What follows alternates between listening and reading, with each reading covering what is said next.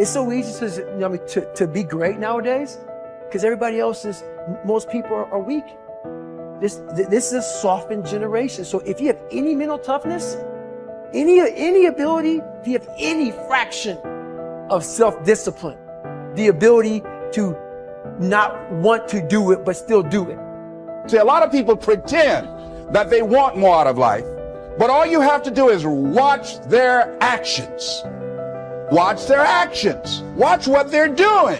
Most people then wait for crisis or trauma or disease or diagnosis, and then they wait for loss, some tragedy to make up their mind to change. And my message is, why wait? And you can learn and change in a state of pain and suffering, or you can learn and change in a state of joy and inspiration. And I think right now, the cool thing is that people are waking up. You might be using the word but it's not because you're dumb. You don't understand how dangerous that word is. I'm coming here today to warn you. I'm coming here today to protect you. Stop using the word but. If you're not careful, it's a part of your vocabulary. If you're not careful, it can become a part of your DNA. Why are you constantly making excuses? Do you really believe that excuses are going to save you? Do you understand what it means that you have to get to a level that you have never been in your life? Do you really have the mental fortitude to level up? This is the time right now for you to recognize the truth about who you really are inside. All that you have to do in order to start to pursue your dreams is take small actions every day that align your life in that direction. All you have to do to kill procrastination is just start. You just go, and procrastination dies. So don't wonder how you overcome procrastination. It's easy. All you do to overcome procrastination is go. Very few battles are won under ideal circumstances.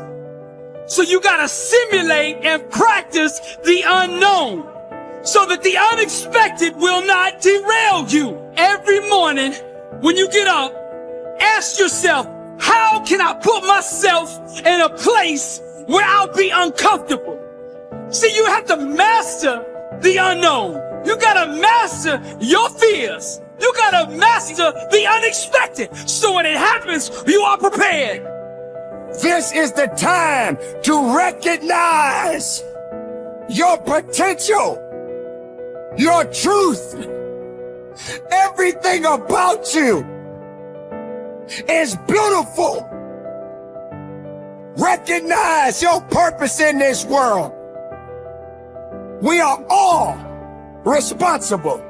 We are all made to do great things. You know, if you start with the presumption that there's a baseline of suffering in life and that can be exaggerated as a consequence of human failing, as a consequence of malevolence and betrayal and self-betrayal and deceit and all those things that we do to each other and ourselves that we know that aren't good, that amplifies the suffering. That's sort of the baseline against which you have to work. And it's contemplation of that often that makes people hopeless and depressed and anxious and overwhelmed and all of that, and they have the reasons. But you need something to put up against that. And what you put up against that is meaning. Meaning is actually the instinct that helps you guide yourself through that catastrophe. And most of that meaning is to be found in the adoption of responsibility. So if you think, for example, if you think about the people that you admire, well, you think about when you have a clear conscience first, because that's a good thing to aim at, which is something different than happiness, right? A clear conscience is different than happiness. Yeah, it's better. Yeah. That's you're not better. Like guilting yourself. You're not feeling bad about yourself. That's right. You feel that you've justified your existence, right? And so you're not waking up at 3 a.m. in a cold sweat thinking about all the terrible things that you've involved yourself in. What you said to someone that you shouldn't have said, or how you acted, or lied. What opportunity you lost, or the things that you've let go that you should have capitalized on, and all of that. And so if you think about the times when you're at peace with yourself with regards to how you're conducting yourself in the world, it's almost always conditions under which you've adopted responsibility, right? At least the most guilt I think that you can experience perhaps is the sure knowledge that you're not even taking care of yourself, so that you're leaving that responsibility to other people, because that's pretty pathetic, and unless you're psychopathic. and and you're living a parasitical life, and that characterizes a very small minority of people, and an even smaller minority think that's justifiable. But most of the time you're in guilt and shame because not only are you not taking care of yourself, let's say, so someone else has to, but you're not living up to your full potential. And so there's an existential weight that goes along with that. If you don't learn how to effectively, not destructively, because that's where most people go, they get into an endless loop of self-punishment, which is totally ineffective. But if you don't learn to punish yourself, you will never get where you want to go. Now, that needs to pale in comparison to the amount of time that you reward yourself, and you need to earn that reward. If you're just lavishing yourself with emotional praise and you haven't done anything, then I think that will cheapen it, will ultimately mean nothing. And quite frankly, I don't think you can really bamboozle yourself. I don't think if you try to praise yourself for stupid I think some part of you knows you haven't done anything to deserve that praise. But when you set a bar and you meet that or exceed that, to then tell yourself, hey, you did it. You said you were going to do it. You did it. And that is worthy of praise. And getting good at praising yourself is incredibly important. And I think that most people have a very hard time doing both. Most people don't know how to effectively praise themselves. They don't know how to get themselves, first of all, to do things that are praiseworthy. And then when they do, they don't take the time to emotionally reward themselves, meaning you actually have to feel it. It can't just be intellectual. You've got to actually feel that. And the same with punishment. If you say you're going to do something, even if nobody's watching, and you don't do it, then you need to emotionally punish yourself. None of you will ever know whether I actually get out of bed in 10 minutes or less or not. But I say I do all the time. But every time I miss it, even if I miss it by seconds, I just gave myself the chills. Even if I miss it by seconds, I will punish myself for that. Because I said I was going to do it and I didn't do it. So the fact that nobody's watching is utterly irrelevant to me. It has everything to do with myself. Now, the reason that this is important, the reason that I think that people need to do this is because that's how you shape your behavior. So, like water, over time can create the Grand Canyon, or you can take a polishing rock and shape stones. You can shape your personality. You can certainly shape your identity and shape your behaviors if you learn how to reward and punish yourself. I know a lot of people don't want to hear that. That is the truth of the human condition. The great paradox there is an interesting and important paradox in life that you need to be aware of. It is that if you are an intelligent person, you do everything possible to organize your life in such a way that you minimize and avoid adversity and disappointment. This is a sensible and rational thing to do.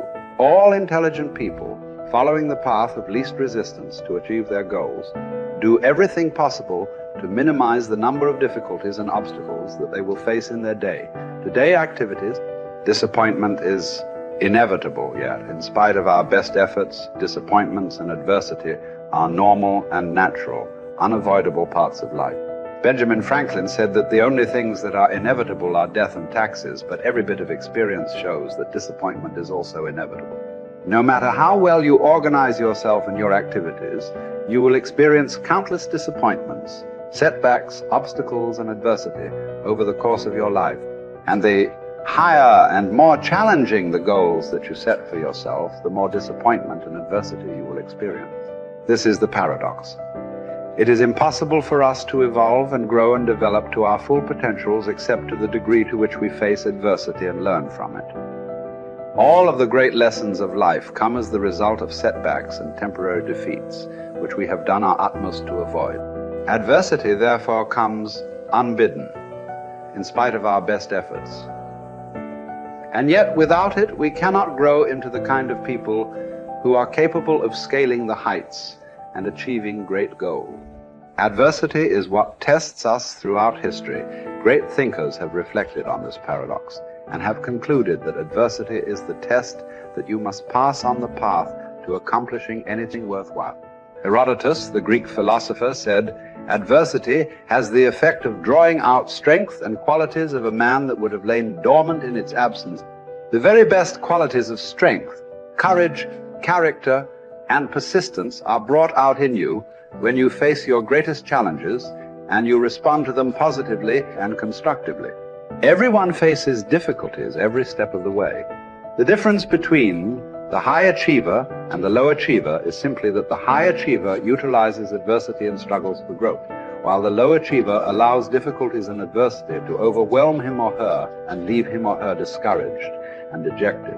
Bounce Back from Disappointment, the work by Abraham Zeleznik at Harvard, proved that the way you respond to disappointment is usually an accurate predictor of how likely you are to achieve great success. If you respond to disappointment by learning the very most from it, and then by putting it behind you and pressing forward, you are very likely to accomplish great things in the course of your life.